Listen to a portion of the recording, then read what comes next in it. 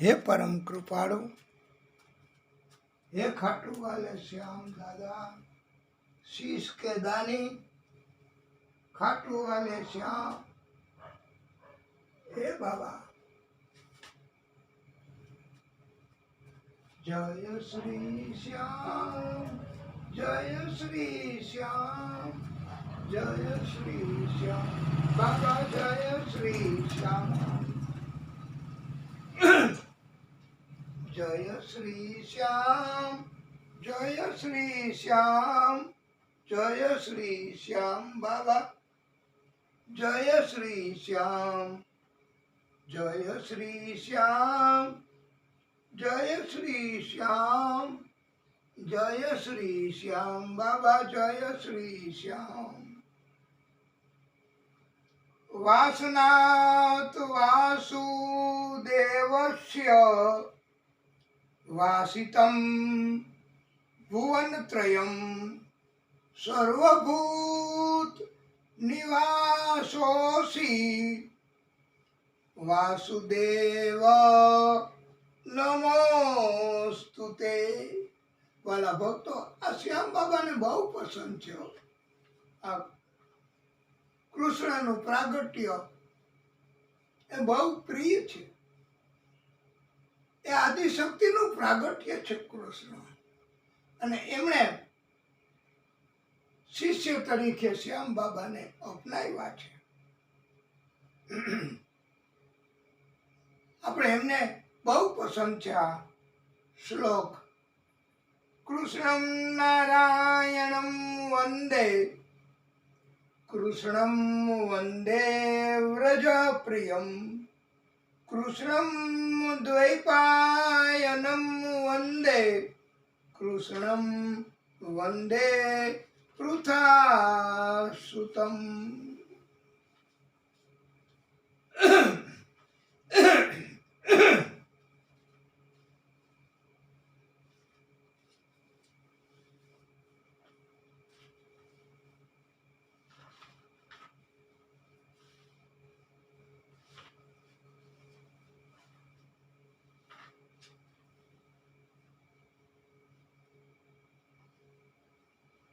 बोलिए तीर कमान धारी कंसासुर हंता, श्याम बाबा की जय। वाला भक्तो, પાંડવો આ વનમાં હતા એ દરમિયાનની કથા કે બહુ પ્યાસ લાગી, પાણી ક્યાંય હતું નહીં। દ્રૌપદી અને કુંતા એ થાક્યા। ભીમ દાદાને પાણી લઈ આવવા માટે ધર્મરાજ યુધિષ્ઠિરજીએ કહ્યું છે કે તમે લઈ આવશો, તમે બલમાં અને આગળ છો બધા કરતા, શક્તિમાં બધા વાટ જુએ છે।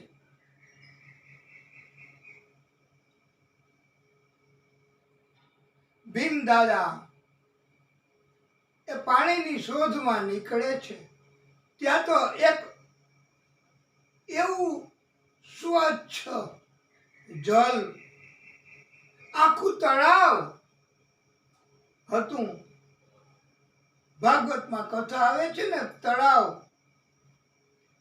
એમાં ગજેન્દ્ર બગાડતો હતો તળાવના પાણીને। ગજેન્દ્ર નામનો હાથી, એમના બચ્ચાઓ, મદનિયાઓ અને એમની પત્ની અથડી, એની કથા ભાગવતજીમાં આવે છે। એવી જ રીતે આ ખાટુ શ્યામ બાબા, એની કથામાં પણ આવો જ પ્રસંગ છે કે ભીમ દાદા એ તો પાણી લેવા આવ્યા અને આ જળમાં પાણીથી હાથ મોં ધોવે છે, તળાવના જ જળમાં, અને મોં સાફ કરી અંદરથી અને કુલા કરે છે. ભીમ દાદા એને તો નિજ મસ્તી જાગી છે. જેવી રીતે હાથીને ગજેન્દ્રને નિજ મસ્તી જાગી હતી, એની પત્નીને નિજ મસ્તી જાગી હતી, આવી રીતે જ વાલા ભક્તો આ પ્રસંગ એ એમને સિમિલર, એમના જેવો જ છે. ભીમ દાદાનું આવું વર્તન જોઈને અને હાથીનું એવું વર્તન જોઈને મગર આવ્યો અને હાથીનો પગ પકડીને ખેંચી જવા લાગ્યો. એવી રીતે અહીંયા આપણે બાબા ખાટુ શ્યામ બરબરીકજી પોતે ત્યાં પધાર્યા અને એમને પડકાર કર્યો કે તમે આ તળાવનું પાણી ગંદુ કરો છો. હું દરરોજ આ તળાવને સ્વચ્છ રાખું છું અને તળાવનું જળ હું પૂજામાં વાપરું છું.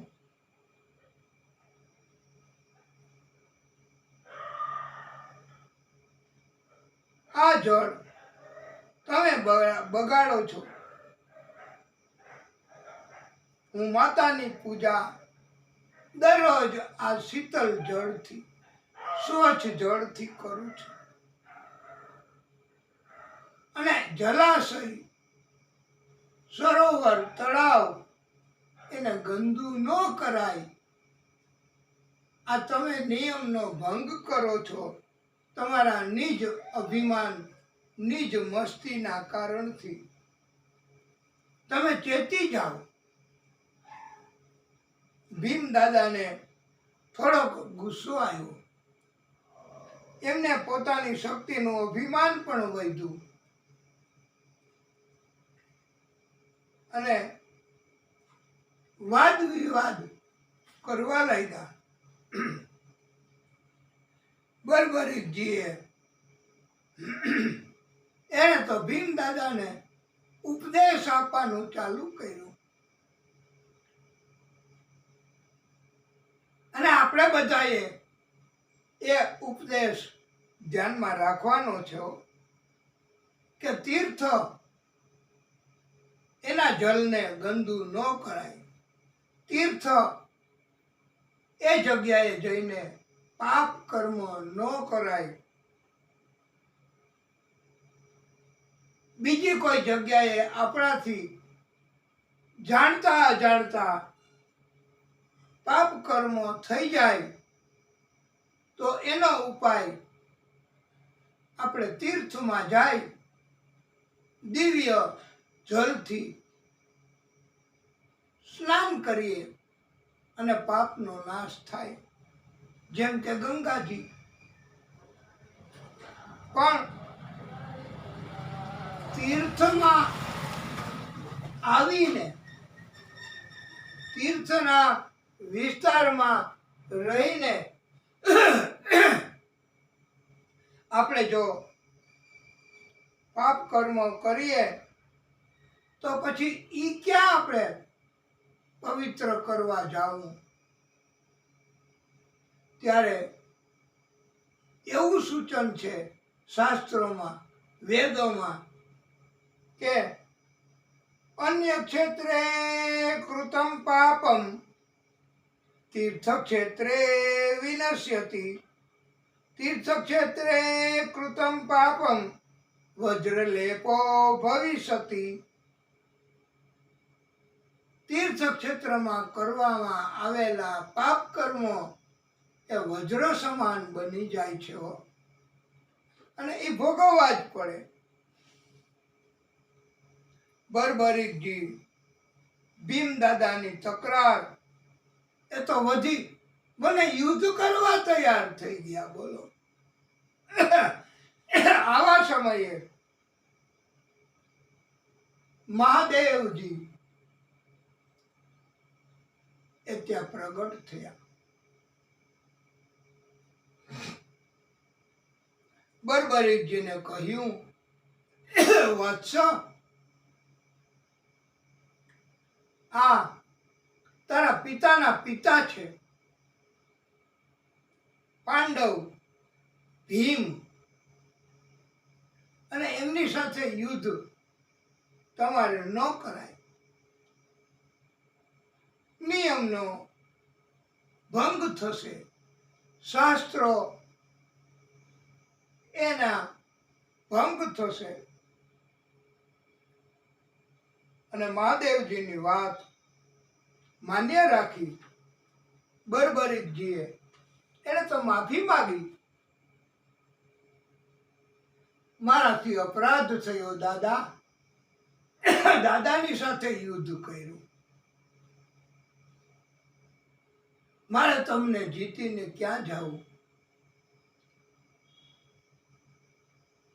અને આ અપરાધ પિતાની સાથે, દાદાની સાથે, વડીલની સાથે, અને મર્યાદાનો ભંગ ન કરાય એના બદલે આવો અપરાધ કાંઈ થોડો કરાય. એટલે હવે એનું પ્રાયશ્ચિત કર્મ કરવું પડે. બરબરીકજીએ હવે પ્રાયશ્ચિત શું કરવું? આવડો મોટો અપરાધ, એનું પ્રાયશ્ચિત કઈ નાના કર્મથી ન થાય. એને કીધું, આ દેહ એના કારણથી મારાથી અપરાધ થયો તમારો દાદા, તો મારે આ દેહ હવે એનો ત્યાગ કરી દેવો છે. આ દેહ મારે કોઈ રીતે ઉપયોગી નહીં બને, દેહનો મારે નાશ કરી દેવો છે. આવા સમયે વાલા ભક્તો, ત્યાં 14 દેવીઓ ઉત્પન્ન થઈ. જ્યારે આવા મહાન કાર્યો થાય ને, મહાન એવા વાદ થાય, ત્યારે એનું સમાધાન કરવા,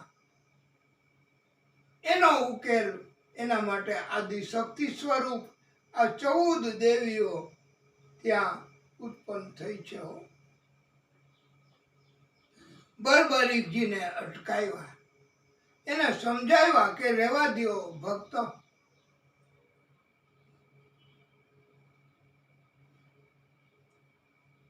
તમે દેહનો ઉપયોગ હવે બીજા માટે કરો.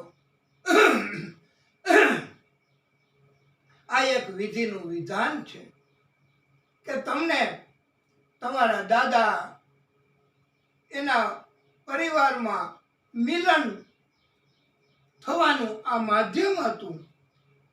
એટલે તમે આને અપરાધ ગણશો નહીં. તમારો ઈરાદો અપરાધ કર્મ કરવાનો નથી, માટે તમે દેહનો ત્યાગ ન કરો. અને અમે તમારી ઉપર પ્રસન્ન છીએ. બરબરીકજીને 14 દેવીઓએ ઉત્પન્ન થઈ આશીર્વાદ આપ્યા, દેહ ત્યાગ કરતા અટકાવ્યા, અને વધારાનું એક નામ આપ્યું, ચંડીલ. આમ બરબરીકજીને ઘણા નામ મળ્યા છે. આદિશક્તિ સ્વરૂપ એમણે આપ્યા છે.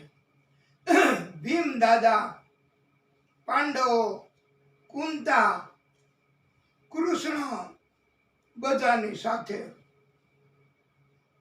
મિલન થયું. બરબરીકજીએ બધાને પાસેથી આશીર્વાદ મેળવ્યા છે. બરબરીકજી હવે બધાના આશીર્વાદથી પ્રાયશ્ચિત કર્મ સ્વરૂપે મહાદેવજીનું કઠોર તપ કરે છે. વાલા ભક્તો, એવું તપ કર્યું, મહાદેવજી પ્રસન્ન થયા. બર્બરીકજીને.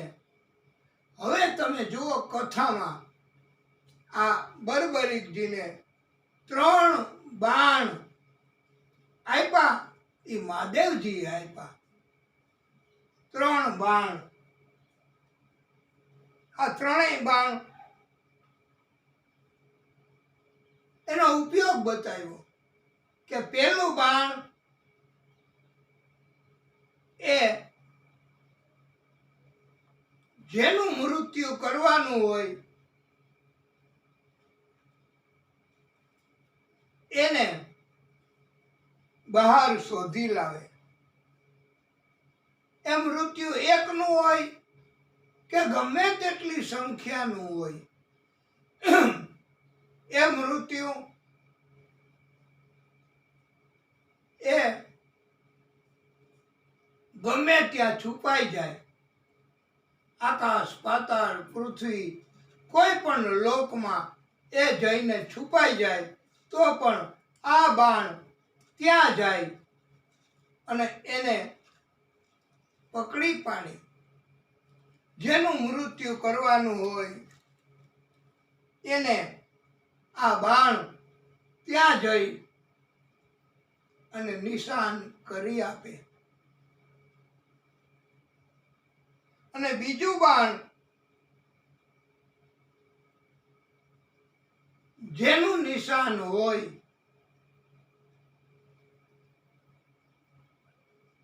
ત્યાં જઈને એનો વધ કરે. પછી ગમે એટલી સંખ્યામાં હોય ને વાલા ભક્તો, તો પેલું બાણ તો નિશાન કરે, બીજું બાણ એ નિશાન મુજબ ત્યાં જઈને એને વધ કરે. પછી એ કોઈ પણ લોકમાં કોઈ પણ જગ્યાએ હોય, ગમે ત્યાં જાય ને, છુપાઈ જાય ને, પણ એનો કોઈ બચાવ કરી શકે નહીં. એટલે 2 જ બાણ નો ઉપયોગ કરવાનો. એક તો આખું સૈન્ય ગમે એટલી સંખ્યામાં હોય ને, તો આખા સૈન્ય એમાંથી ગમે તે સૈનિક કોઈ જગ્યાએ છુપાઈ જાય તો ત્યાં બાણ જાય, એને નિશાન કરે. આમ જેનું મૃત્યુ કરવાનું હોય એનું નિશાન કરી આપે એ આ પહેલું બાણ.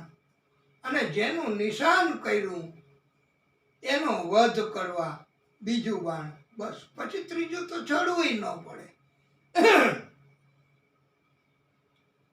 અને ત્રીજું બાણ એવું હતું મહાદેવજી આપ્યું કે એ બધા લોકનો નાશ કરી શકે.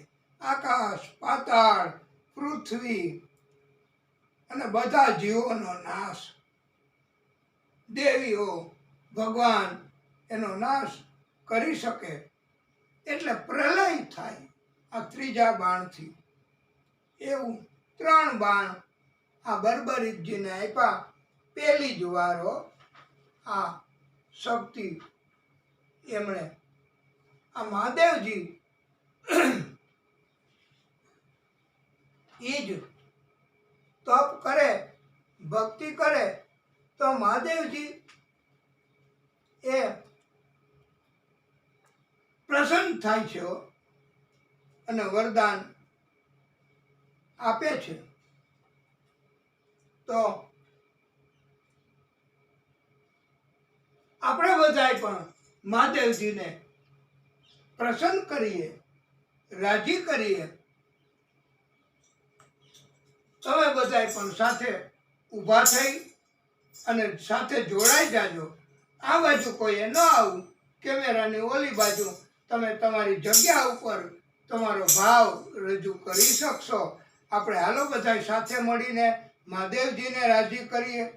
કૈલાસમાં ડમરું ડમ ડમ વાગે, કૈલાસમાં ડમરું ડમ ડમ વાગે, શિવજીના 3 લોક જાગે રે, શિવજીના ત્રણે લોક જાગે રે, કૈલાસમાં ડમરું ડમ ડમ વાગે, કૈલાસમાં ડમરું ડમ ડમ વાગે, એ ડમરું ડમ ડમ વાગે.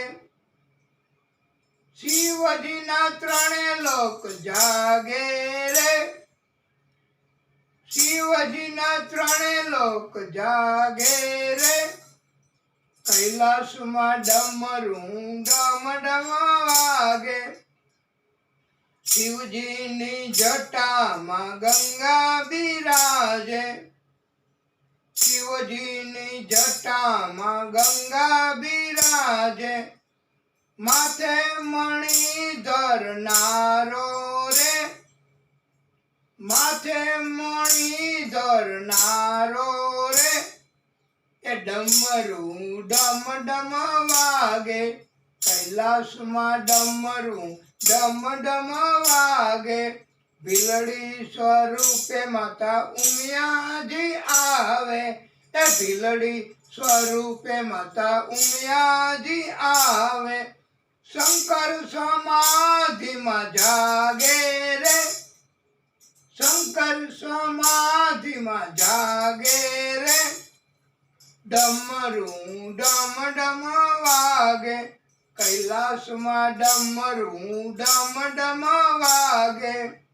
આકાશમાંથી દેવો જોવાને આવે, આકાશમાંથી દેવો જોવાને આવે, નારદજી વીણા વગાડે રે, નારદજી વીણા વગાડે રે, કૈલાસમાં ડમરું ડમ ડમ વાગે, કૈલાસમાં ડમરું ડમ ડમ વાગે.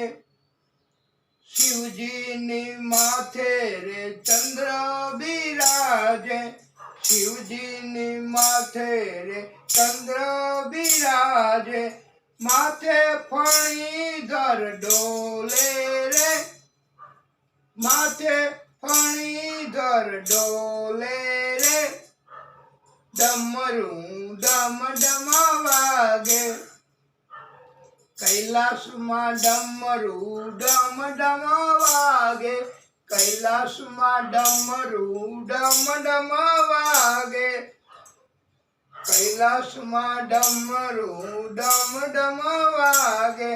64 જોગણીયું જોવાને આવે, 64 જોગણીયું જોવાને આવે, તાલમાં તાલ મિલાવે રે, તાલમાં તાલ મિલાવે રે, ડમરું ડમ ડમ વાગે, કૈલાસમાં ડમરું ડમ ડમ વાગે. સ્મશાનમાં ભૂતળા જોવાને આવે, સ્મશાનમાં ભૂતળા જોવાને આવે, સંસારી ભૂતળાને જોવા રે, કૈલાસમાં ડમરું ડમ ડમ વાગે. શંકરનું ડમરું જે કોઈ ગાશે, શંકરનું ડમરું જે કોઈ ગાશે, ગાશે વાસે ને વળી ગંગામાં નાશે, ગાશે વાસે ને વળી ગંગામાં નાશે, સાંભળનારા કૈલાસ જાશે રે. આ તમે બધા શ્રોતાઓ એ કૈલાસમાં જવાના હો, આ ડમરું આ સાંભળીને. સાંભળનારા કૈલાસ જાશે રે, ડમરું ડમ ડમ વાગે, કૈલાસમાં ડમરું ડમ ડમ વાગે. 33 કરોડ દેવો જોવાને આવે, 33 કરોડ દેવો જોવાને આવે, ઘોડાને ફૂલડે વધાવે રે, ઘોડાને ફૂલડે વધાવે રે ડમરું ડમ ડમ વાગે કૈલાસમાં ડમરું ડમ ડમ વાગે કૈલાસમાં ડમરું ડમ ડમ વાગે શિવજીના ત્રણે લોક જાગે રે ડમરું ડમ ડમ વાગે કૈલાસમાં ડમરું ડમ ડમ વાગે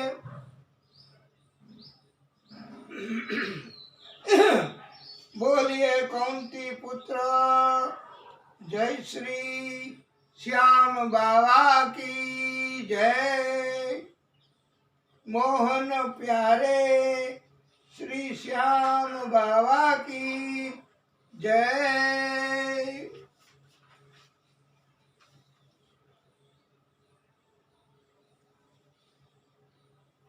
વાલા ભક્તો બરબરીકજી એ તો તપ કરીને ત્રણેય બાણ મહાદેવજીએ આપ્યા કેવડી મોટી સિદ્ધિ હવે કોઈ આ બરબરીકજીને હરાવી શકે બરબરીકજીને હવે બીજા કોઈ હથિયાર સાધનો જરૂર પડે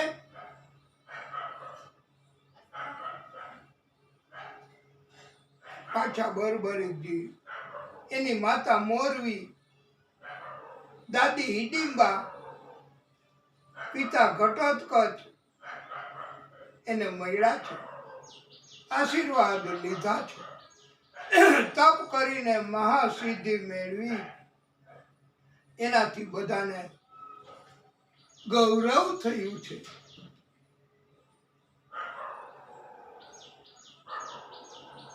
કૃષ્ણ પાંડવો વતી પોતે સમાધાન કરવા ગયા હતા પણ કૌરવો માન્યા ન હતા ન્યાયના હિતની વાત માની નથી પાંડવોને અધિકાર હોવા છતાંય રાજ્યનો ભાગ મળ્યો નથી હવે મહાયુદ્ધ થવાનું મહાભારતનું યુદ્ધ આ બરબરીકજીને શ્યામ બાબાને ખબર પડી ગઈ કે મારા બધા દાદાઓ એમને યુદ્ધ કરવું પડશે કૌરવોની મોટી સેના સાથે પણ બરબરીકજી એનો નિયમ એની ટેક કે જે વાસ્તવમાં હારે અને શુદ્ધ હોય એની તરફેણ કરવી મજબૂર હોય લાચાર હોય એને મદદ કરવી હવે કૃષ્ણને આ વાતની ખબર પડી ગઈ છે કે આ બરબરીક એમણે મહાદેવજી પાસેથી આવા વરદાન આવા બાણ માંગ્યા છે તો મહાભારતનું યુદ્ધ પાંડવો કેમ જીતી શકે ગમે તેમ કરીને કૃષ્ણ વિચારે કે હું એમને જીતાડું तो पण हारने वाले पक्ष में वो आ जाएगा युद्ध करने के लिए तो फिर एनाथी बची नहीं शकाय कृष्ण पण बची नहीं सके एवं कृष्ण ने पण लाग्યું છે એટલે બરબરીકજી એ યુદ્ધ કરી જ ન શકે એવું કરવું હવે મહાદેવજીએ શક્તિ આપી એ બધી શક્તિઓ આ કૃષ્ણ એક લઈ લેવા માંગે છે બોલો આ ગુરુ હોવા છતાંય નહીતર તો એ વધી જાય, જીતવા ન દે. અને કૃષ્ણ એમણે જે કાર્યો કરવાના છે એ કાર્યો થઈ ન શકે. એટલે કૃષ્ણ માટે પણ હવે બહુ મૂંઝવણ થઈ કે આ એમનો શિષ્ય આટલો બધો તપસ્વી, એ તો યુદ્ધ કરવા માટે હવે સક્ષમ ન રહીએ, એવું જ કરવું પડે કૃષ્ણએ. અને કૃષ્ણ હવે નીકળી પડ્યા અને મળવા માટે વનમાં. અને બર્બરીકજી પણ નીકળી પડ્યા મહાભારતનું યુદ્ધ જોવા માટે કે કોણ હારે, કોણ બેસહારા, કોણ મજબૂર, અને કોને મદદ કરવી. એના માટે બર્બરીકજી ખાટુ શ્યામ એ નીકળ્યા છે અને કૃષ્ણ નીકળ્યા. બંને ભેટો થયો જંગલમાં, વનમાં.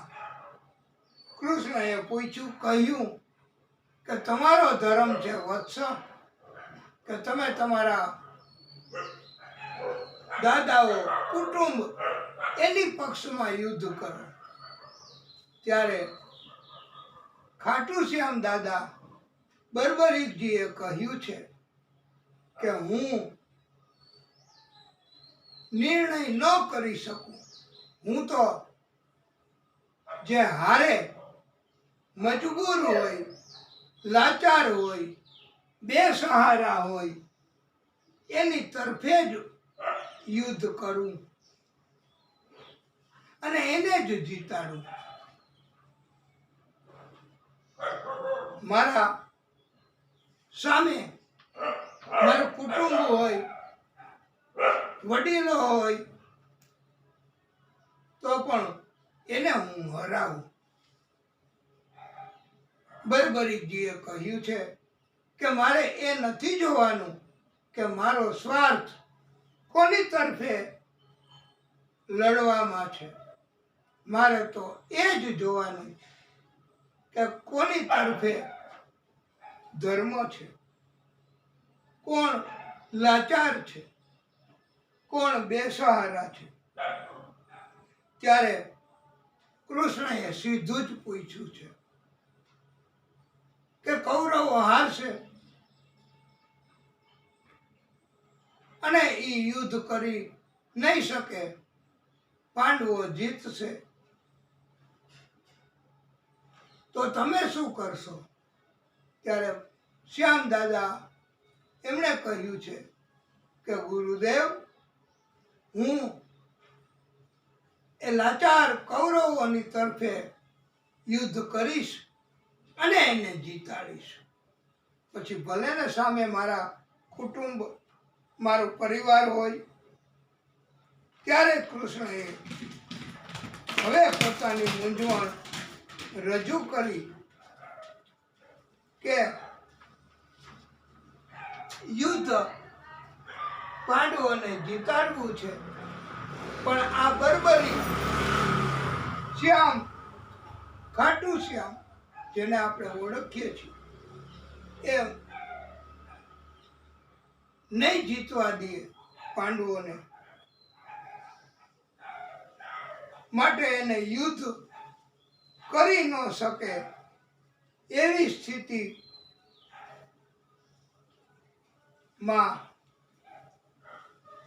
કરી દેવો. અને કૃષ્ણ એમણે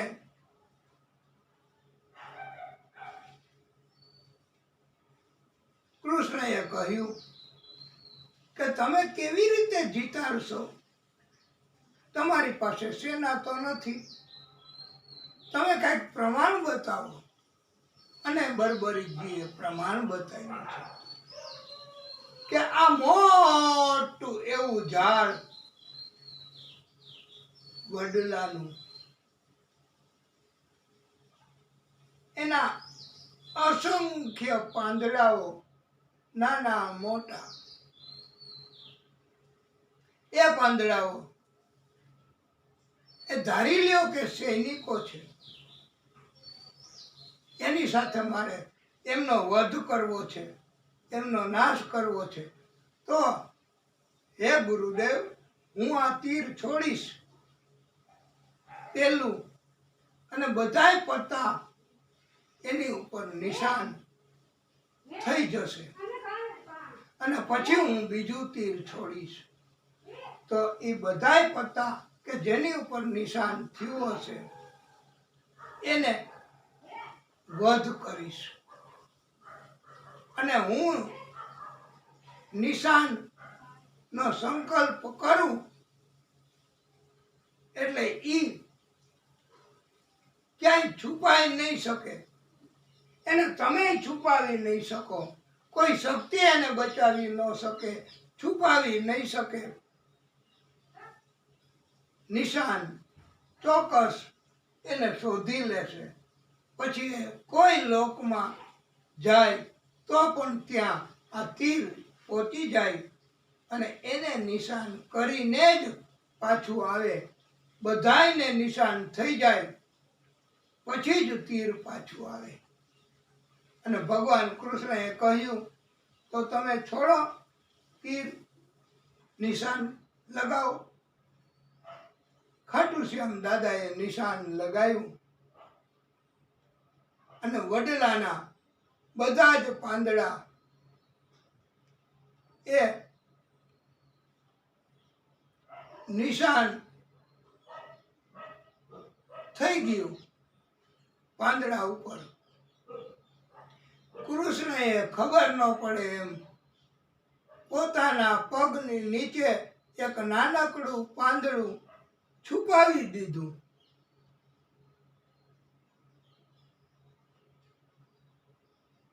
પણ આ તો દિવ્ય શક્તિ ખાટુ શ્યામ બાબાની મહાદેવજીએ આપેલી. એ અનેક તીર થઈ ગયા, બધાય પત્તામાં નિશાન થઈ ગયું. હવે આ કૃષ્ણના પગ એની ઉપર તીર આવી ગયું અને એની ઉપર પ્રહાર કરવા લાગ્યું. ત્યારે શ્યામ દાદાએ કીધું છે કે ગુરુદેવ આ તમારા પગ નીચે મારું નિશાન છે, એ તમે તમારો પગ હટાવી લ્યો, નહીતર એ તમને છોડશે નહીં. કૃષ્ણએ પોતાનો પગ હટાવી લીધો અને એની નીચે છુપાવી રાખ્યું હતું એ પાંદડું પણ બચી ન શક્યું. ત્યારે કૃષ્ણએ કહ્યું કે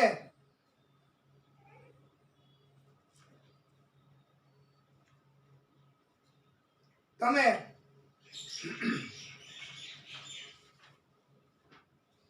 મહાશક્તિ આદિશક્તિ એમનું શું કરશો? ત્યારે શ્યામ દાદાએ કહ્યું છે કે આ ત્રીજું છે તીર, એ હું છોડું ને તો કોઈ ન બચે, કોઈ શક્તિ, કોઈ ભગવાન, મહાપ્રલય થાય અને એક જ આદિશક્તિ કે જેણે મને આ વરદાન આપ્યું છે એ જ બચી શકે. કૃષ્ણએ જોયું કે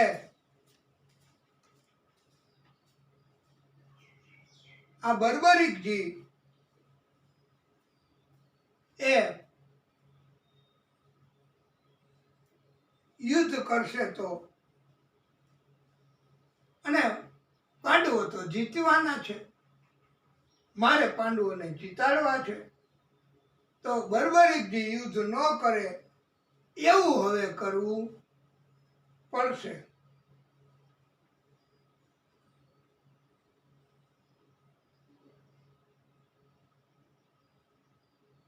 બર્બરીકજી સમજાવવાથી સમજ્યા નથી અને કૃષ્ણ હવે મૂંઝાય છે.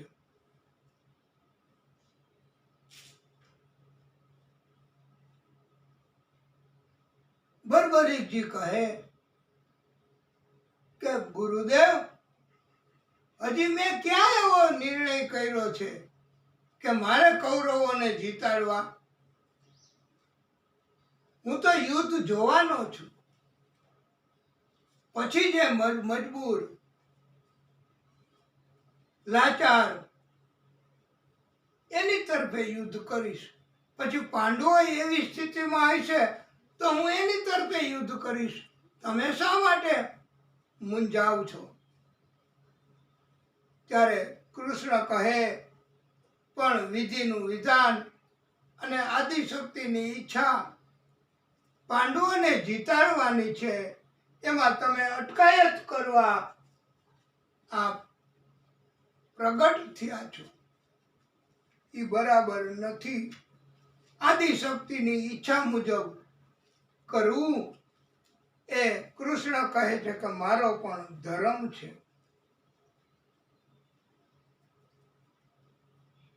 કૃષ્ણએ કહ્યું કે વત્સ, હું તમારો ગુરુ તો છું ને? શ્યામ દાદાએ કહ્યું, ચોક્કસ. તો મેં તમારી પાસે ગુરુ દક્ષિણા નથી માગી હજી સુધી. ત્યારે કૃષ્ણએ માગ્યું છે. શું માગ્યું ગુરુ દક્ષિણામાં? કે હજી સુધીમાં કોઈ ગુરુએ એવું માગ્યું જ નથી. એવું એકલવ્યનો તો જમણા હાથનો અંગૂઠો એ માગી લીધો તો બસ. આવી જ રીતે વાલા ભક્તો, આ શ્યામ, ખાટુ શ્યામ, એમને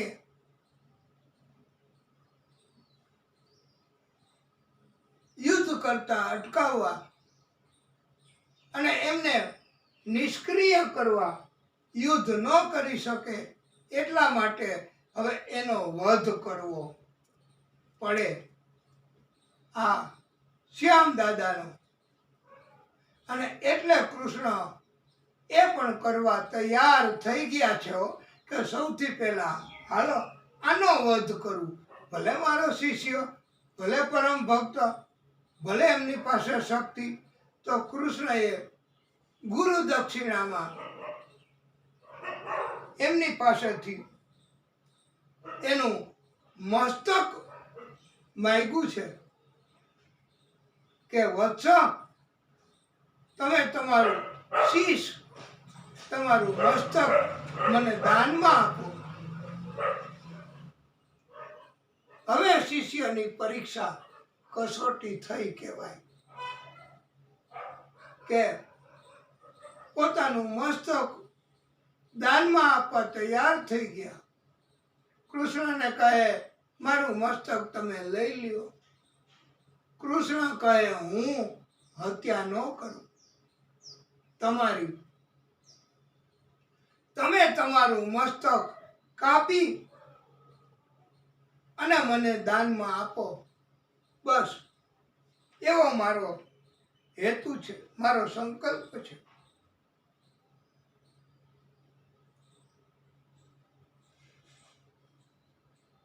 ત્યારે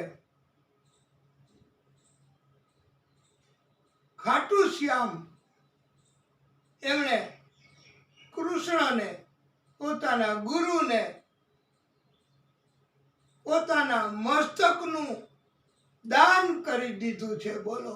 અને ત્યારથી એનું નામ શીશ કે દાની એમ કહેવામાં આવ્યું છે. ખાટુ શ્યામ બાબા શીશ કે દાની કહેવાય છે. પોતાના જ હાથથી પોતાનું મસ્તક કાપી અને અર્પણ કરી દીધું કૃષ્ણને. આવા સમયે ત્યાં પાંડવો પણ આવી ગયા બધાય. અને એમણે જોયું કે કૃષ્ણ તમે આ શું કર્યું? પછી તો ત્યાં શીશ હતું અને ધડ હતું, કપાયેલું શીશ. પાંડવોએ કૃષ્ણને ન કહેવાના વચન કહ્યા કે તમે અમારા પૌત્રનું આવી રીતે માથું લઈ લીધું, કાપી નાખ્યું અને તમે એનો વધ કર્યો. જરાય તમે યોગ્ય નથી કર્યું કૃષ્ણ. અમારે આવું કુરબાની કરવી, બલિદાનમાં દેવો અમારો પૌત્ર, આવું યુદ્ધ અમારે નથી કરવું. હવે કૃષ્ણ એ સમજાવવાનો પ્રયત્ન કરે છે પાંડવોને અને કહે છે કે આપણા જ કુળ દીપકથી આગ લાગે અને આખું કુળ ભસ્મ થઈ જાય, એના કરતા એ કુળ દીપકને જ એની આગ નો નાશ કરવો એ ધર્મની વાત કહેવાય છે. પણ પાંડવો સમજ્યા નથી, સમજવા તૈયાર નથી. કૃષ્ણની ઉપર આક્ષેપ કર્યો છે કે તમે અમારા નામથી યુદ્ધ કરવા, આ બધાને મારવા તૈયાર થયા છો અને અમારા કુળદીપકનો પણ તમે વધ કર્યો છે. અમારે તમારી કોઈ વાત હવે માનવી નથી કૃષ્ણ. એવા સમયે ત્યાં આદિશક્તિ એમણે પ્રાગટ્ય કર્યું. વૈષ્ણવી દેવી પ્રગટ થયા છે. બોલીએ વૈષ્ણવી માત કી જય. વૈષ્ણવી દેવી ત્યાં પ્રગટ થયા.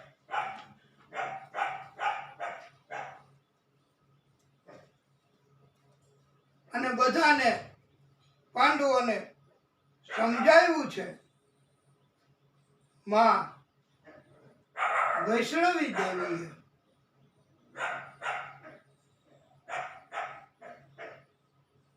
કે આદિશક્તિ એક જ છે અને એમનું આ પ્રાગટ્ય છે કૃષ્ણ. અને આદિશક્તિએ એમનું શીશ, એમનો વધ કર્યો. એ આદિશક્તિના એના જ નિર્ણયના કારણથી થયો છે. અગાઉના જન્મોની વાત કરી છે કે આ તમારો પૌત્ર બર્બરીક એક અગાઉ આદિશક્તિનો અપરાધ કર્યો હતો, એનું અપમાન કર્યું હતું. એટલે આદિશક્તિએ પ્રગટ થઈ અને એમનો વધ કર્યો છે. અને એ વખતે પણ જ્યારે અપરાધ કર્યો ત્યારે બ્રહ્માજીએ એવું વરદાન, એવો શ્રાપ આપ્યો હતો કે દૈત્ય તમારે પણ જન્મ લેવો પડશે, આદિશક્તિએ પણ પ્રાગટ્ય કરવું પડશે અને આદિશક્તિ તમારું મૃત્યુનું કારણ બનશે. એટલે આદિશક્તિ સ્વરૂપ એમણે મૃત્યુ વધ કર્યો છે.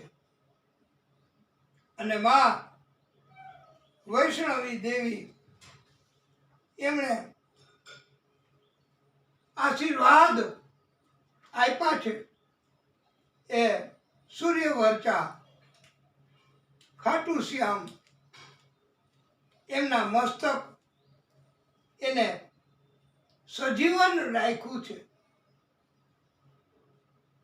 આદિશક્તિએ. એટલે વિધિનું વિધાન એ પૂર્ણ થયું અને આ શ્યામ એને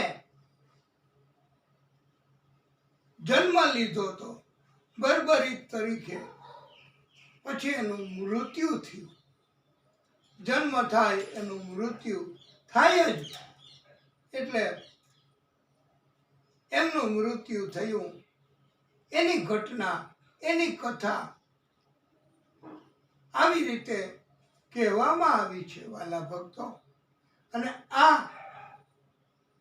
મૃત્યુ થઈ જવાનું વિધિનું વિધાન પૂર્ણ થયું કે તરત જ સાથે સાથે આદિશક્તિએ એનું મૃત્યુ તો કર્યું જ, પણ હવે એનું મસ્તક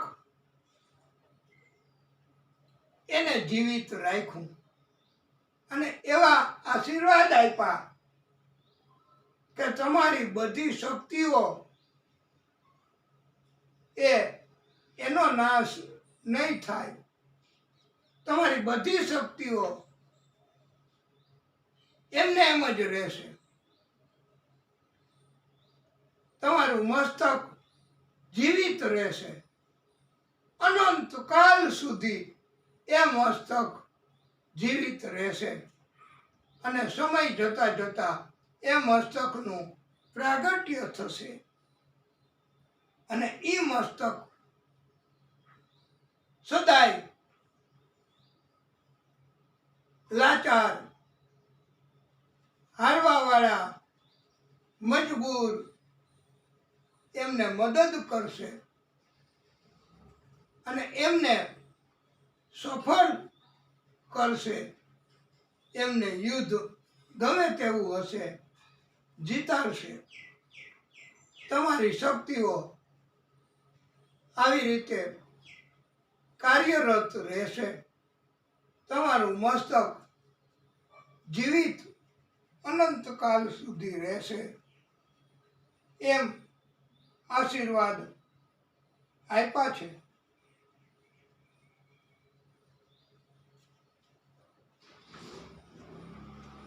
અને તમારું આવી રીતે મસ્તક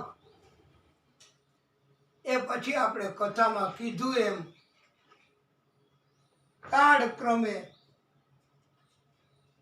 સમય જતા જતા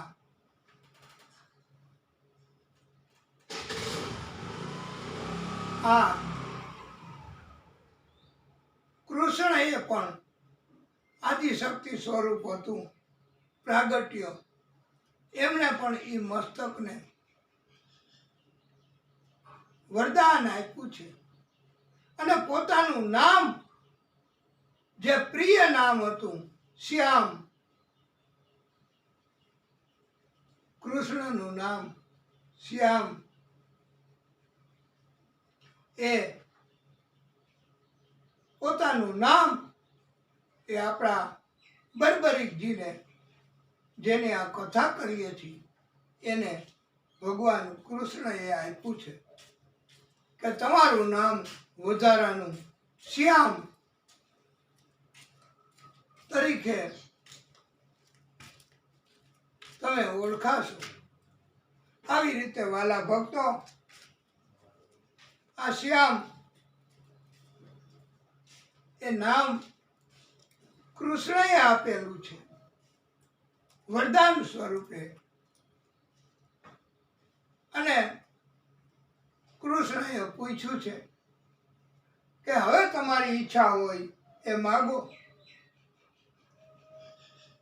તમારી શક્તિ યથાવત ચાલુ જ રહેશે.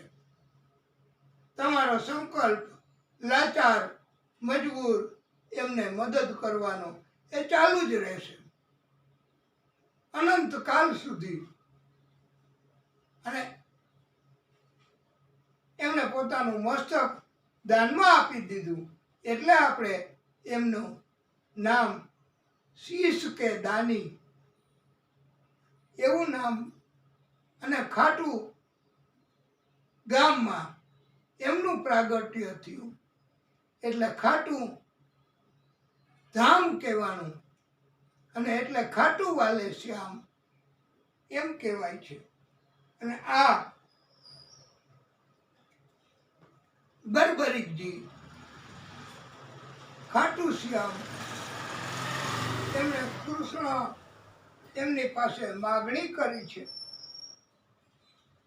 કે હે ગુરુદેવ, મારી ઉપર કૃપા કરો, મારી ઈચ્છા યુદ્ધ જોવાની હતી એ પૂરી કરો.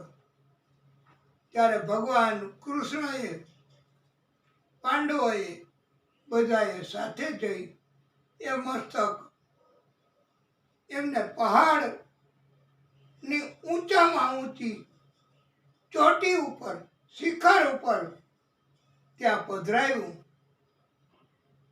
અને ત્યાંથી આખું યુદ્ધ જોઈ શકાય. અને આવી શક્તિ કૃષ્ણ ભગવાને આ શ્યામ દાદાને આપી છે. વૈષ્ણવી દેવીએ કૃપા કરી છે અને શીશ એ બધું આખું શીશ મસ્તક એ પછી પ્રગટ થયું અને આજે પણ જીવિત છે અને બધાને મદદ કરે છે. આ શ્યામ બાબા એની શક્તિ, ભલે એમનું મૃત્યુ, એમનો વધ થયો, પણ એમની શક્તિ એ આજે પણ ચાલુ છે અને આવી શક્તિ એ કાર્યશીલ રહે છે. મહાભારતનું યુદ્ધ હવે ચાલુ થાય છે. વાલા ભક્તો, બધા પોતપોતાની રીતે તૈયારી કરે છે.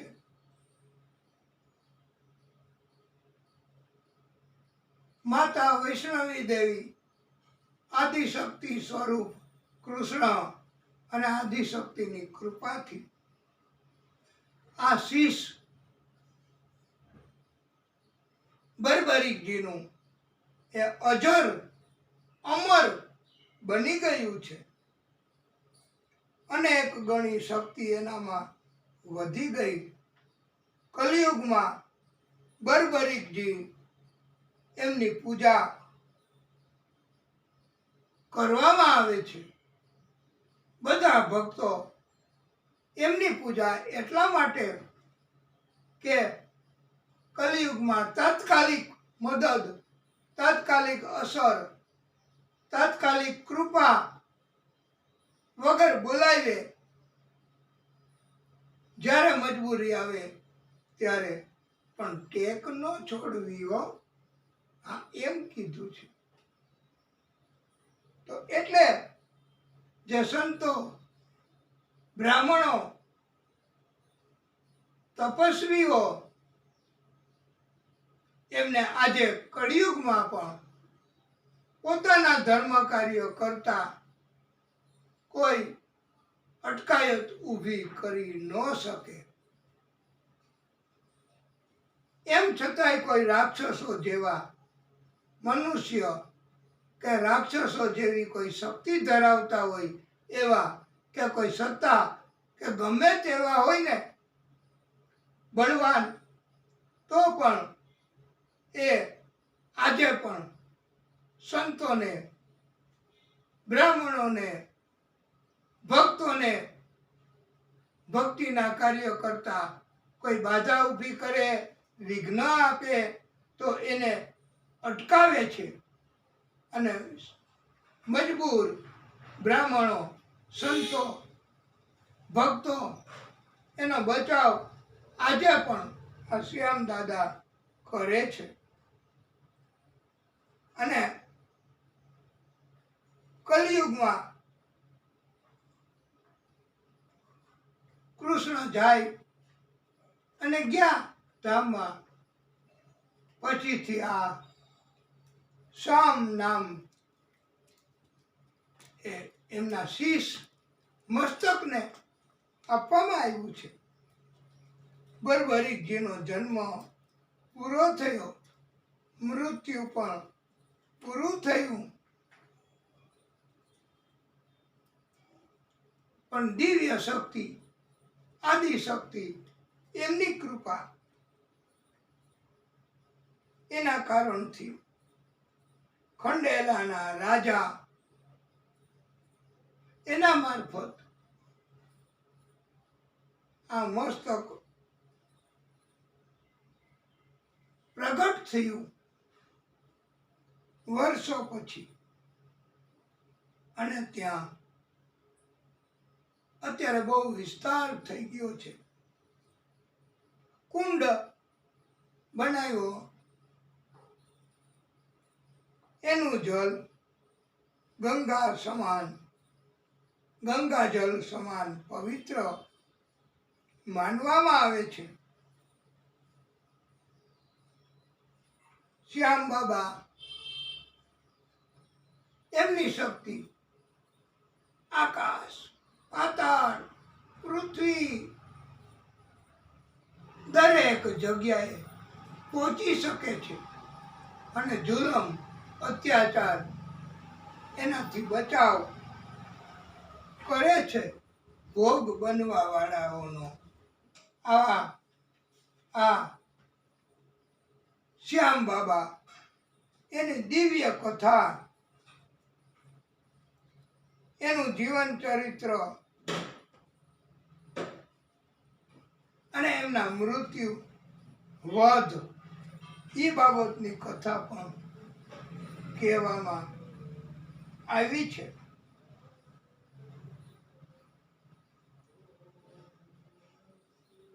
અને આ કથાનો આખો સિદ્ધાંત, બળ, શક્તિ અને એની સાથે એના કારણથી બધાએ ઝૂકવું પડે છે, ડરવું પડે છે. મહાબલી કહેવાય આ ખાટુ શ્યામ, અને એટલે એમની પાસે બધાએ ઝૂકવું પડે. ગમે તેવડી મોટી સત્તા, ગમે તેવડી મોટી શક્તિ, તો પણ આ શ્યામ બાબાથી વધે નહીં કોઈ શક્તિ. અને એટલે તો આ કળિયુગમાં અનેક ગણું ધન ખર્ચ કરીને, અનેક ગણું ધન ખર્ચીને કળિયુગમાં એવું સુંદર ચિત્ર, જેને તમે બધાય, આપણે બધાય નથી કહેતા પિક્ચર, ચલચિત્ર, મૂવી, એવું અનેક ગણો ખર્ચો કરીને આ કથા, આ સિદ્ધાંત એના પ્રસારણ માટે, એટલે ખાટુ શ્યામ બાબાની આપણે કથા કરીએ તો એ બહુ રાજી થાય. એ કહેવા માટે આપણે આ દાખલો આપીએ છીએ કે કરોડો રૂપિયા, આપણે તો ખબર નહીં કેટલા રૂપિયા ખર્ચો કર્યો હોય, પણ મોટો ખર્ચો કરી નહીં એવું ચિત્ર ઉતાર્યું અને એવી અસરકારક રજૂઆત કરી, એવા મોટા કલાકારોને રાખ્યા અને સફળતા પણ મળી છે આ શ્યામ દાદાની કૃપાથી. એ પિક્ચરનું નામ છે, એ તમને જો યાદ ન હોય તો યાદ આવી જાય, એટલા માટે તમને એની ચાવી બતાવીએ. એક ડાયલોગ સંભળાવીએ તો તમને યાદ આવી જશે.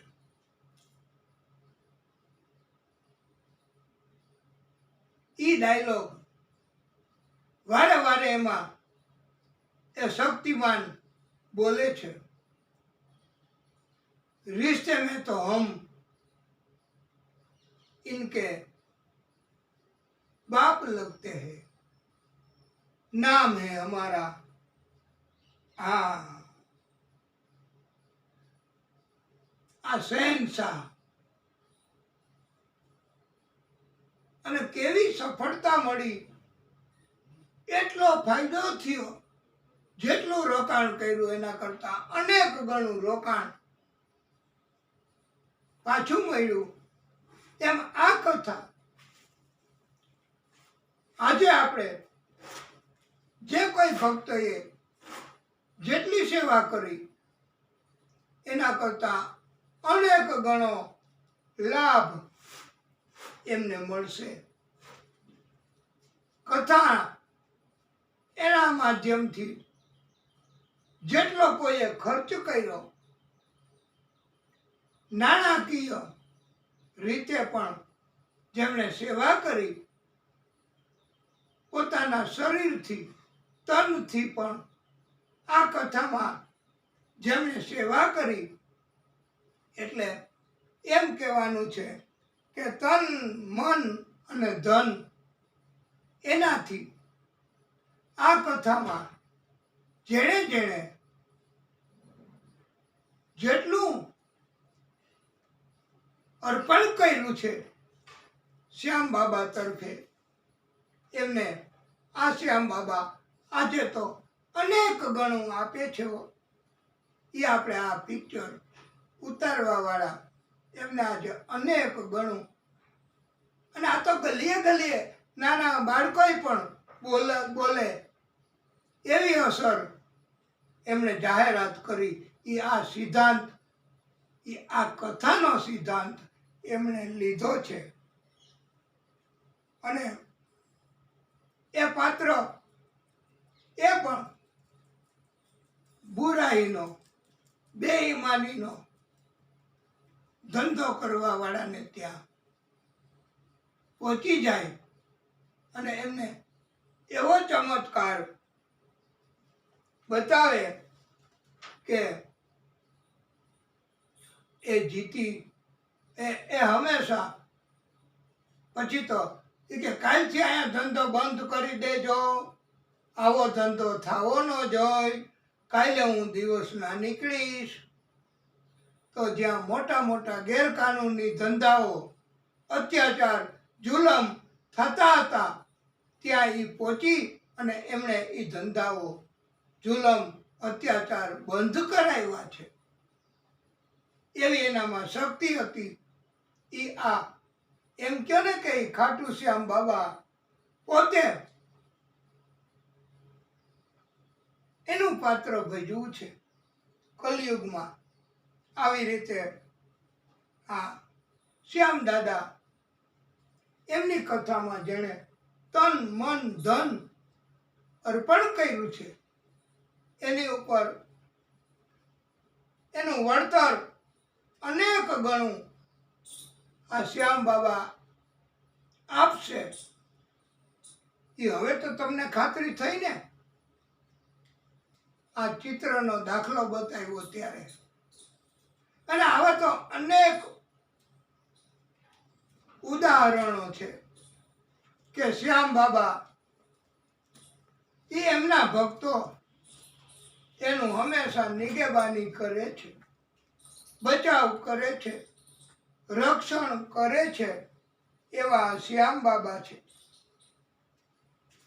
આ શ્યામ બાબા એ હંમેશા ભક્તો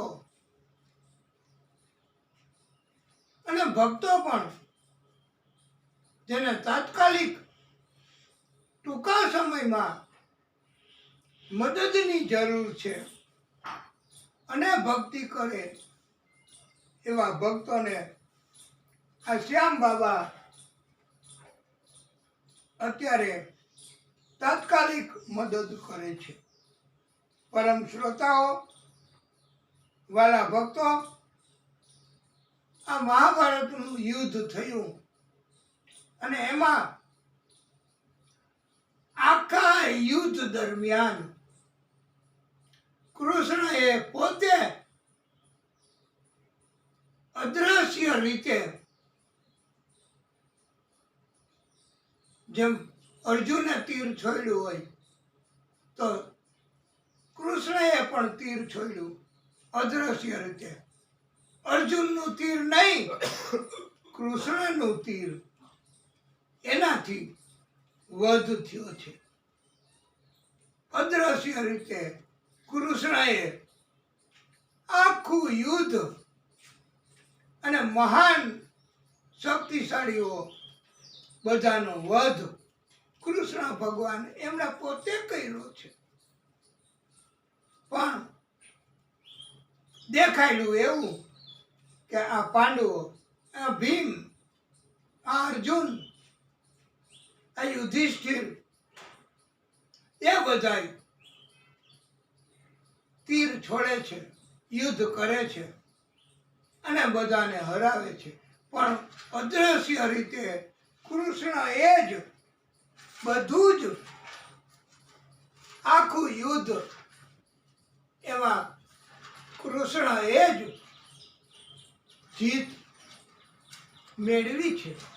કૃષ્ણ જ મહાભારતનું યુદ્ધ લડ્યા છે અદ્રશ્ય રીતે. પણ દેખાયેલું છે પાંડવો યુદ્ધ કરે એવું, અને જીત પાંડવોની થઈ એવું જાહેર કર્યું છે. પણ ગુપ્ત રીતે, અદ્રશ્ય રીતે કૃષ્ણ એની જ જીત થઈ છે મહાભારતના યુદ્ધમાં.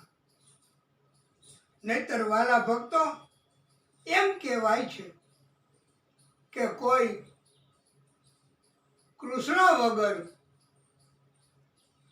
યુદ્ધ જીતી શકે એવા પાંડવ પૈકી કોઈ સક્ષમ હતા જ નહીં. કોઈની પાસે એવી શક્તિઓ હતી જ નહીં. આવું દિવ્ય કથા એ ખાટુ શ્યામ દાદાની કથામાં આવે છે. અને ખાટુ શ્યામ દાદા એમને કહ્યું છે આ દુનિયામાં, જગતમાં પાંડવોને અભિમાન થયું. યુધિષ્ઠિર કહે મારે કારણે યુદ્ધ જીતા, અર્જુન કહે મારે કારણે યુદ્ધ જીતા, ભીમ કહે મારે કારણે યુદ્ધ જીતા, નકુળ સહદેવ ઈ કે અમારે કારણે યુદ્ધ જીતા છો. આમ બધા પોતપોતાની રીતે બડાઈ કરે છે. અને ત્યારે કૃષ્ણને પૂછે છે કે કૃષ્ણ, તમે આખી જિંદગી દરમિયાન અમને મદદ કરી છે અને તમે ઉકેલ બતાવ્યો છે, નિર્ણયો કર્યા છે, પાંડવોને અમને બધાને મદદ કરી છે, તો તમે અમને બતાવો કે કોના કારણે યુદ્ધ મહાભારતનું જીતવામાં આવ્યું છે. ત્યારે વાલા ભક્તો, કૃષ્ણએ કહ્યું છે કે આ નિર્ણય, આનો જવાબ એ હું તમને ન આપી શકું. કારણ કે યુદ્ધ બધી જગ્યાએ કેવી રીતે કોણે કોણે લડ્યા એ જ્યાં સુધી મેં જોયું નથી તો ત્યાં સુધી હું ન કહી શકું કે યુદ્ધ કોના કારણે જીતવામાં આવ્યું છે. એટલે તો પાંડવો કૃષ્ણને કહે કે એવા કોણ કે જેણે યુદ્ધ દરેક જગ્યાએ થતું જોયું હોય, એમની પાસે અમને લઈ જાઓ. એમને પૂછીએ. ત્યારે કૃષ્ણ એ આપણા શ્યામ બાબા એમનું મસ્તક પધરાવ્યું હતું પર્વતના શિખર ઉપર. ત્યાં બધા પાંડવોને લઈ આવ્યા છે અને પ્રણામ કરીને પૂછ્યું છે કે હે શ્યામ બાબા, તમે 18 દિવસનું મહાભારતનું યુદ્ધ એ જાતે જોયું છે, જાણ્યું છે. કોને કોને માર્યા છે, કેવી રીતે યુદ્ધ જીતવામાં આવ્યું છે, એ તમને જાત અનુભવ છે. તમે પોતે તમારી આંખથી જોયું છે. તો તમે જણાવો હે શ્યામ બાબા કે મહાભારતનું યુદ્ધ કોના કારણથી જીતવામાં આવ્યું છે. ત્યારે પાંડવોએ યુધિષ્ઠિર, ભીમ, અર્જુન એ પણ રજૂઆત કરે છે કે મેં આને માર્યો, મેં આને માર્યો, મેં આવી રીતે યુદ્ધ કર્યું અને મેં જીતાડ્યા છે. એટલે તમે નિર્ણય કરવામાં મારું ધ્યાનમાં લેજો. આમ બધાએ દલીલો કરી છે. કૃષ્ણ કાંઈ બોલતા નથી.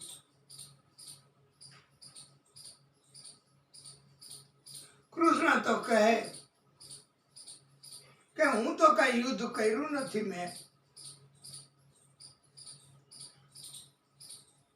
અને હું કાંઈ મારા કારણે યુદ્ધ તમે જીતા નથી. હું તો સક્ષમય નથી, એમ કૃષ્ણએ રજૂઆત કરી. હવે ખાટુ શ્યામ દાદા આ જોજો ફાઇનલ જજમેન્ટ, ફાઇનલ નિર્ણય એ તટસ્થ નિર્ણય હો. હા, કે શ્યામ દાદા એમના મસ્તક એમણે પોતાના મુખેથી જજમેન્ટ જાહેર કર્યું છે કે પાંડવમાંથી કોઈ યુદ્ધ જીતી શક્યા નથી. આખું મહાભારતનું યુદ્ધ આ કૃષ્ણ એમણે જ કર્યું છે. પાંડવ પૈકી કોઈનું તીર જાય તો ઈ તીરના કારણે કોઈનો વધ થયો નથી. કૃષ્ણનું તીર એની પાછળ પાછળ અદ્રશ્ય રીતે દરેક જગ્યાએ ગયું છે અને કૃષ્ણના તીરથી જ વધ થયો છે. આખું યુદ્ધ આ કૃષ્ણ એમણે જ જીતાડ્યું છે અને જીતા છે. લડ્યા છે પણ કૃષ્ણ, જીતા છે કૃષ્ણ. એવું ફાઇનલ જજમેન્ટ શ્યામ બાબા એમના મસ્તક એમણે જાહેર કરી દીધું. પાંડવોનું અભિમાન નાશ પામ્યું. આ પાંડવો એટલે આ શીશ કે દાની બર્બરીજીના દાદાઓ, તોય એના પરિવાર વિરુદ્ધે એમનું અભિમાન, એનો નાશ કરવાનો પ્રયત્ન આ શ્યામ દાદા એમણે કર્યો છે અને એના વિરુદ્ધમાં પણ જજમેન્ટ આપ્યું છે. અને તટસ્થ જજમેન્ટ આને કહેવાય છે.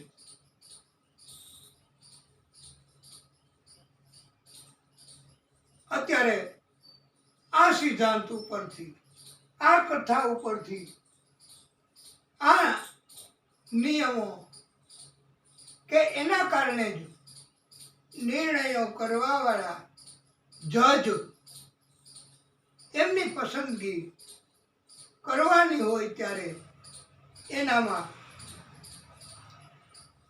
પાસ થવા માટે લાયકાત કે નીડર, નિષ્પક્ષ, તટસ્થ, કોઈની સાથે મળી ન જાય એવા એમના આવા ગુણ એના કારણથી એમની પસંદગી કરવામાં આવે છે. અને અત્યારે કળિયુગમાં નિર્ણયો કરવા માટે આવા શ્યામ સ્વરૂપ ખાટુ શ્યામ દાદા જાણે એનામાં ન હોય એવા સ્વરૂપે અત્યારે દરેક ન્યાયાલય એમાં જે બિરાજમાન ન્યાયમૂર્તિઓ છે એ વાસ્તવમાં આદિશક્તિ અને આ શ્યામ બાબાની શક્તિ એમનું સ્વરૂપ જ કહેશું તો ખોટું નહીં ગણાય. આજે તટસ્થ નિર્ણયો એ પણ કલિયુગમાં કરવામાં આવે છે. અને કલિયુગ હોવા છતાંય આજે ધર્મ આ ન્યાયમૂર્તિઓ પોતે એમાં માને છે, ભગવાનમાં માને છે. કોઈ પણ કાર્ય શરૂ કરતા પહેલા સોગંદ લેવડાવવામાં આવે છે કે હું જે કહીશ તે સાચું કહીશ, સત્ય સિવાય બીજું કાંઈ નહીં કહું. અને પછી જે બોલે એના ઉપરથી નિર્ણયો કરવાના હોય છે. એટલે આ સિદ્ધાંત અને ભગવાનને હાજર રાખીને પહેલા તો એમ કહેવાય છે, આપણે ખબર નહીં કે ગીતા એના ઉપર હાથ રાખીને સોગંદ લેવડાવતા, એ આપણને ખબર નથી પણ આવું કહેવાય છે. તો આજે મોટે ગીતા કે કોઈ પુસ્તક રાખવામાં નથી આવતું, પણ ભગવાનને હાજર રાખીને જે કહીશ તે સાચું કહીશ, સત્ય સિવાય બીજું કાંઈ નહીં કહું, આવી સોગંદ લઈને ગવાહી આપવામાં આવે છે. આવો નિયમ રાખવામાં આવે છે. અને એટલે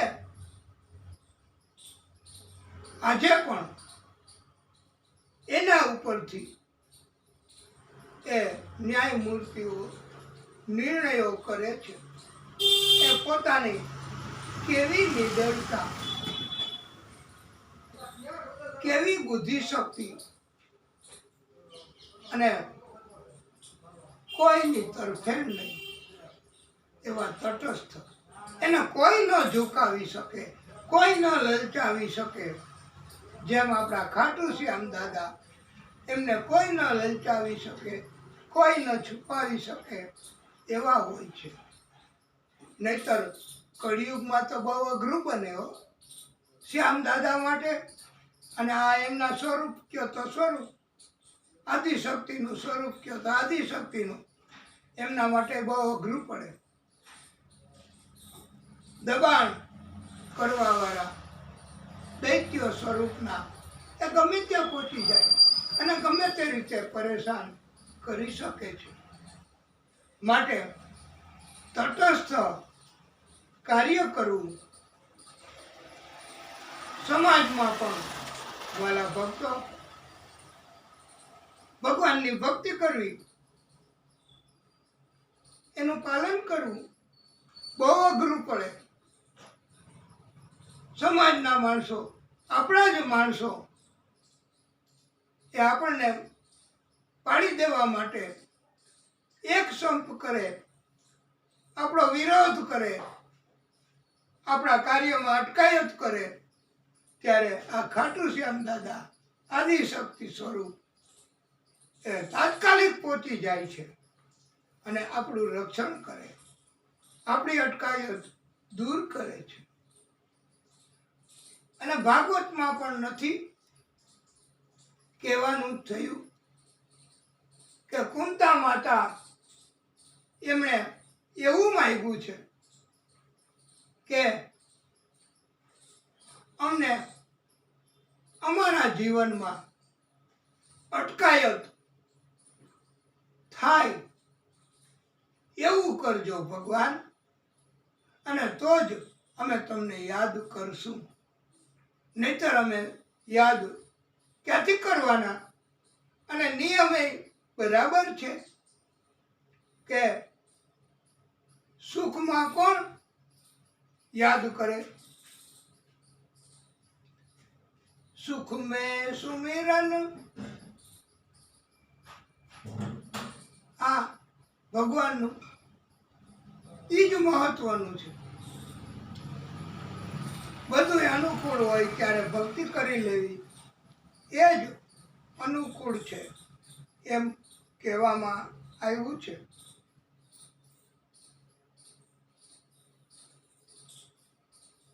વિપરીત પરિસ્થિતિમાં તો અટકાયત હોય ત્યારે બધાય ભક્તિ કરે.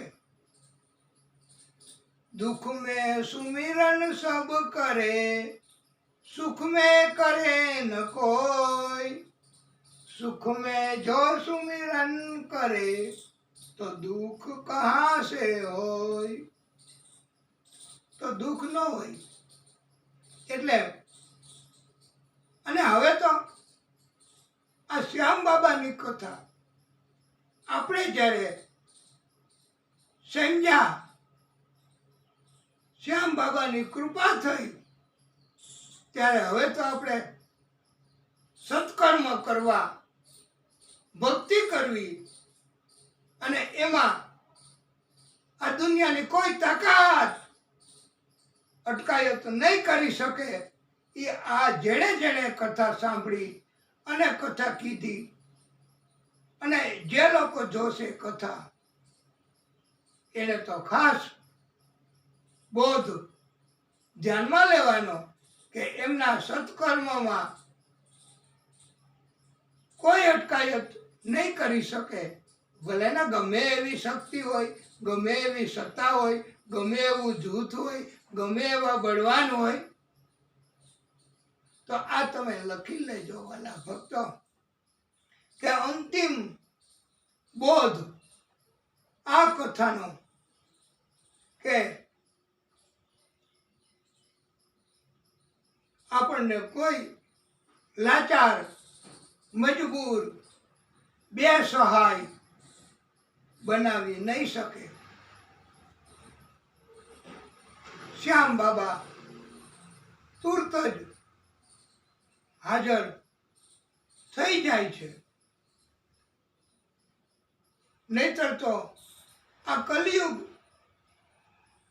તો ખોટા માણસોનો યુગ, જ્યાં જુઓ ત્યાં ખોટું ખોટું ખોટું ને ખોટું. અને એના વિશે તો કહેવાય છે ને વાલા ભક્તો, દેતે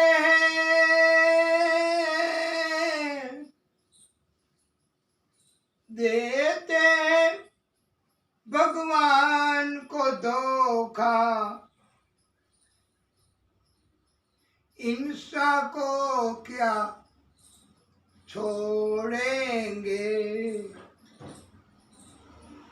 कसम वादे क्या वफा, सब बातें हैं बातों का क्या, कोई किसी का नहीं है झूठे, नाते हैं नातों का क्या.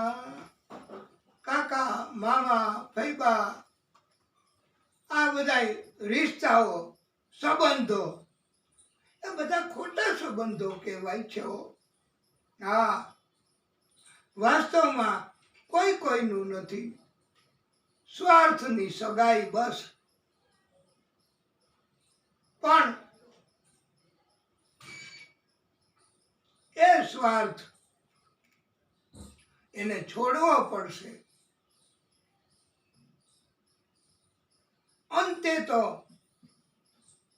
આદિ શક્તિ, પરમાત્માની શક્તિ એમને જ પ્રાપ્ત કરવી પડશે અને એ શક્તિને જ પ્રસન્ન કરવી પડશે. જીવન તો જ સફળ બનશે.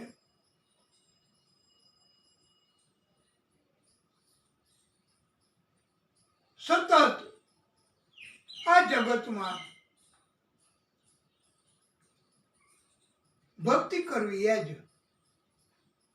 અને એમ કહેવાય છે ને કે ભક્તિ કરવી એ બહુ અઘરું કામ તો કહેવાય જ. ભક્તિ કાંટા કેરી વાટ, સંતો ભાઈ ભક્તિ કાંટા કેરી વાટ. આ ભક્તિ કાંટાની કેડી છે. એમાં કષ્ટ તકલીફ તો આવ્યા જ કરે. દેવો એ પણ ઘણીવાર તપ કરે, એને અટકાયત કરવા, પરીક્ષા કરવા, તપમાં બાધા ઊભી કરવા આવી જ જાય છે. પણ હવે આપણે મૂંઝાવાની જરૂર નથી, કારણ કે આપણને આ શ્યામ દાદા શીશ કે દાની એમની કથા અને એમનો આપણને પરિચય થયો. અને હવે આપણે એમની કથા સાંભળ્યા પછી કોઈ ભય, ડર રાખવાનો નથી. તાત્કાલિક આપણને મદદ કરવા એ પહોંચી જ જવાના છે, એમાં કોઈ શંકા નથી. આ શ્યામ દાદાની કથા જે કોઈ ભક્તો સાંભળે છે એમણે બીજાને આ કથા કહેવી અને બીજા પોતે સત્કાર્યો કરે, સત્કર્મો કરે તો એને કોઈ ડર રાખવાની જરૂર નથી. શ્રદ્ધા રાખવાની અને તાત્કાલિક મદદ ખાટુ શ્યામ બાબા કરશે એવું સમજાવવું. અને એટલા માટે તો વાલા ભક્તો, આપણે આ ખાટુ શ્યામ બાબાની કથા એ કોઈ એમણે કરી નથી અને વિસ્તૃત કથા ખાસ સ્પેશિયલી ખાટુ શ્યામ બાબાની થઈ નથી. પહેલી વહેલી આપણે આપણા કહેવા મુજબ આ કથા શરૂ કરી. કથા દરમિયાન આપણને ખાટુ શ્યામ બાબાએ કૃપા કરી હોય એવી અનુભૂતિ પણ કરાવી છે. અને આપણે અંતે પણ ખાટુ શ્યામ બાબાની મંગલ સ્તુતિ કરવાની છે. ખાટુ શ્યામ બાબા એમની સ્તુતિ કરવાથી આપણી ઉપર, બધા ઉપર કૃપા કરશે. આપણને કથા એનું તાત્કાલિક ફળ આપણા બધાના સંકલ્પો પૂરા કરીને શ્યામ બાબા આપશે. આપણે બધા સાથે એમની સ્તુતિ કરીએ. ઓમ શ્રી મંગલ સુખદાયક શ્રી શ્યામ બાબા કી જય. હે શ્યામ બાબા, હાથ જોડ વિનતી કરું, સુનિયો ચિત लगाय, दास आ गयो शरण में, रखियो इसकी लाज. धन्य गुठारो देश है, खाटू नगर जो जाय. अनुपम छवि श्री श्याम की, दर्शन से कल्याण. मेरे श्याम मेरे श्याम मेरे श्याम बाबा श्याम, मेरे श्याम मेरे श्याम मेरे श्याम बाबा श्याम. श्याम श्याम तो मैं रटूं, श्याम श्याम तो मैं रटूं. श्याम है मेरे जीवन प्राण, श्याम है मेरे जीवन प्राण. श्याम भक्त जन में बड़े, श्याम भक्त जनों में बड़े, उनको करूं प्रणाम. खाटू नगर के बीच में, खाटू नगर के बीच में, पड़ियो आपको धाम. मेरे श्याम मेरे श्याम मेरे श्याम बाबा श्याम. फागुन शुक्ला द्वादशे, फागुन शुक्ला द्वादशे, उत्सव भारी होय बाबा के दरबार से, खाली जाए न कोई. उमापति लक्ष्मीपति सीतापति श्री राम, उमापति लक्ष्मीपति सीतापति श्री राम. लज्जा सबकी राखियो खाटू के बाबा श्याम. मेरे श्याम मेरे श्याम मेरे श्याम बाबा श्याम. बोलिए खाटू वाले श्याम बाबा की जय. वाला भक्तो, હવે આપણે આ કલયુગ અવતારી શ્યામ બાબા એમની કથા એને હવે ટૂંકો વિરામ આપીએ અને પછી આ અંતિમ આરતી શ્યામ બાબાની કરીશું અને પછી કથાનું વિસર્જન કરીશું. તો કથાને ટૂંકો વિરામ. બોલીએ શ્યામ બાબા કી જય.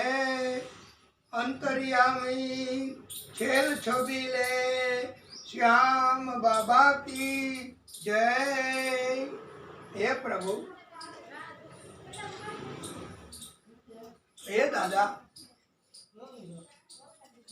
હે ખાટू वाले श्याम बाबा, हे प्रभु,